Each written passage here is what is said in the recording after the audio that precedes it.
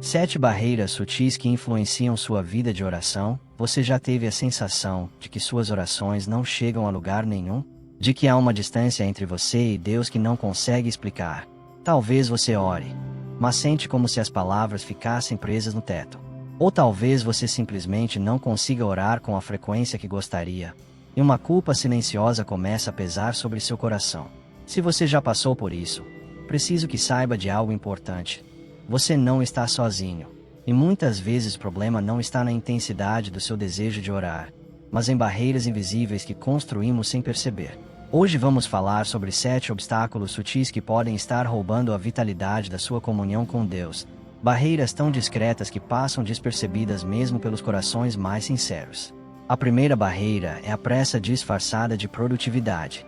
Vivemos numa cultura que celebra a agenda lotada, que valoriza quem está sempre ocupado, sempre em movimento.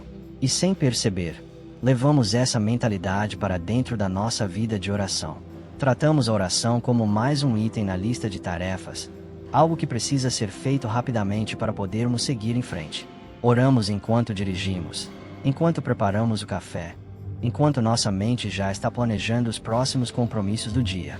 Não há nada de errado em orar em meio às atividades cotidianas, mas quando toda a nossa vida de oração se resume a esses momentos fragmentados, algo essencial se perde.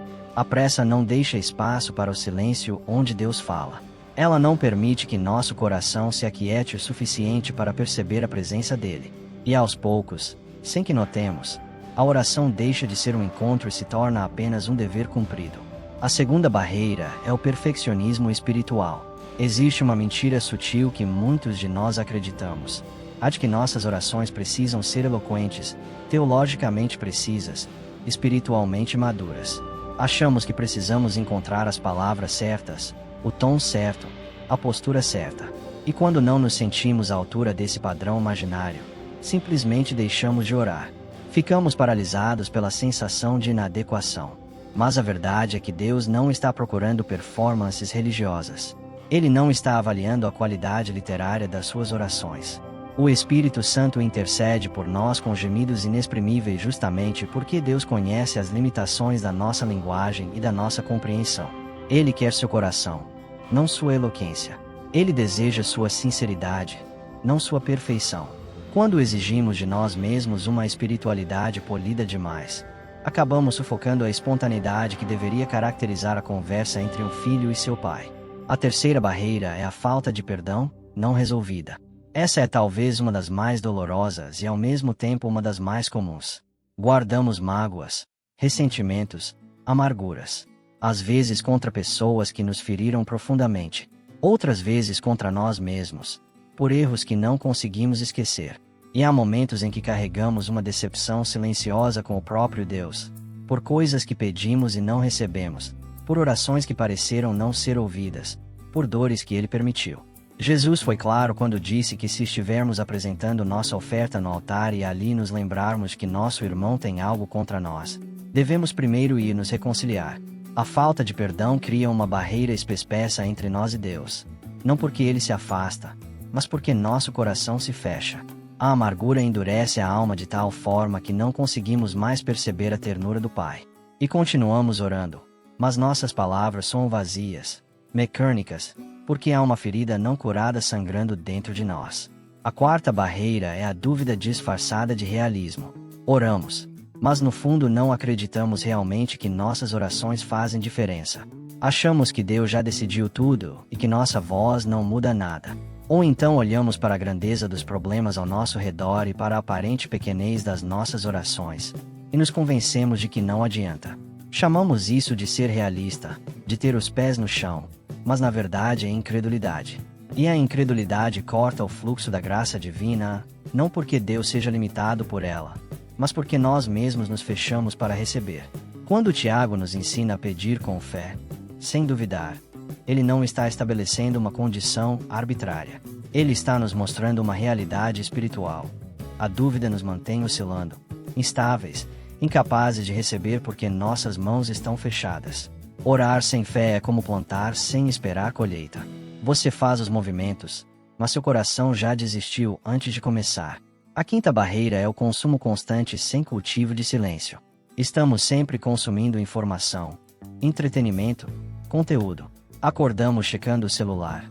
Passamos o dia absorvendo notícias, mensagens, vídeos, músicas, opiniões. E quando finalmente tentamos orar, nossa mente está tão saturada, tão agitada, que não consegue se concentrar. Tentamos falar com Deus, mas 1000 pensamentos interrompem. Começamos uma frase e já nos perdemos em alguma preocupação, alguma lembrança, alguma distração. O problema não é apenas a tecnologia ou o ritmo da vida moderna. O problema é que nos acostumamos com o barulho. Temos medo do silêncio. E a oração verdadeira exige silêncio interior. Exige que criemos espaço dentro de nós para que Deus possa falar. Quando o profeta Elias esperava ouvir a voz de Deus, ela não veio no vento impetuoso, nem no terremoto, nem no fogo, mas numa voz mansa e suave. Se nossa alma está constantemente barulhenta, como ouviremos os sussurros do céu? A sexta barreira é o pecado não confessado. Há coisas em nossa vida que sabemos que não estão certas, mas tentamos esconder até de nós mesmos. Pequenas desobediências que vamos acomodando, compromissos que fazemos com a consciência, áreas da vida que mantemos trancadas e dizemos: isso não, Senhor, o resto está disponível, mas isso não. E então tentamos orar, mas há uma sensação de falsidade, de hipocrisia. O salmista Davi sabia que se guardasse a iniquidade no coração, o Senhor não o ouviria. Isso não significa que Deus nos rejeita quando pecamos. Significa que o pecado não confessado cria uma barreira de vergonha, de distância autoimposta. Ficamos tentando manter as aparências diante de Deus, como se Ele não enxergasse tudo. E nesse jogo de esconde-esconde espiritual, perdemos a intimidade. A oração se torna superficial porque não temos coragem de ser vulneráveis diante daquele que já conhece cada canto escuro do nosso coração. A sétima barreira é a autoconfiança disfarçada de maturidade. Quando tudo está bem, quando estamos conseguindo lidar com a vida, quando nossos problemas parecem administráveis, a oração perde urgência. Oramos por hábito, por disciplina, mas não com a mesma intensidade de quando estamos desesperados. Achamos que oração é para momentos de crise, e nos esquecemos de que ela deveria ser o próprio oxigênio da nossa vida espiritual. Jesus disse que sem Ele nada podemos fazer. Não disse que sem Ele algumas coisas ficam mais difíceis.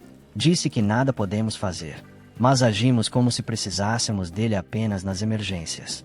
E essa autossuficiência é talvez a mais sutil de todas as barreiras, porque vem mascarada de força, de maturidade, de responsabilidade.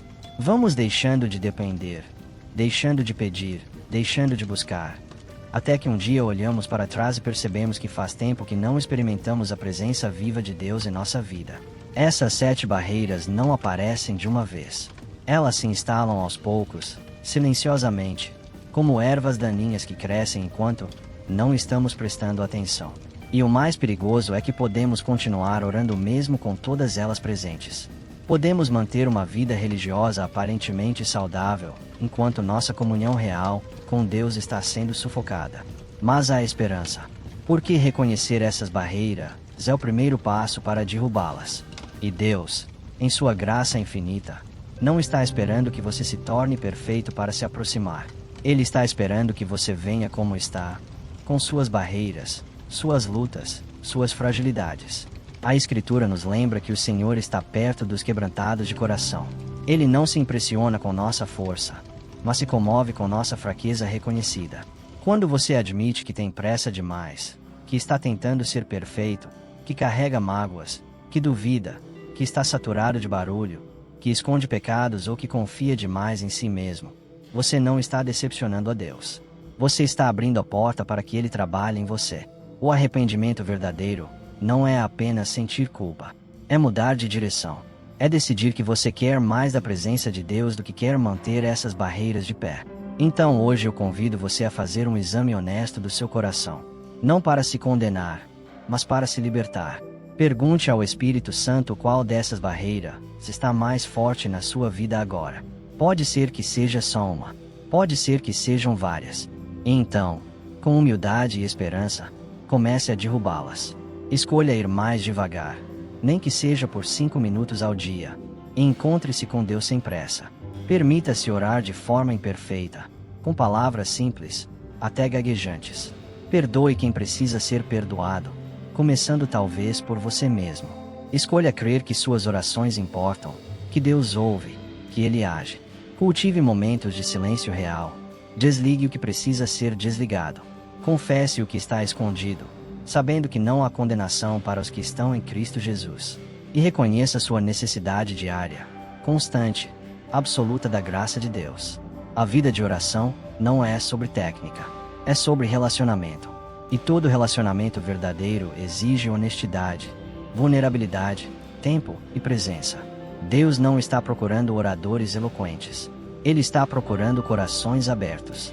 Não está impressionado com longas horas de oração, se elas são vazias de verdadeira comunhão.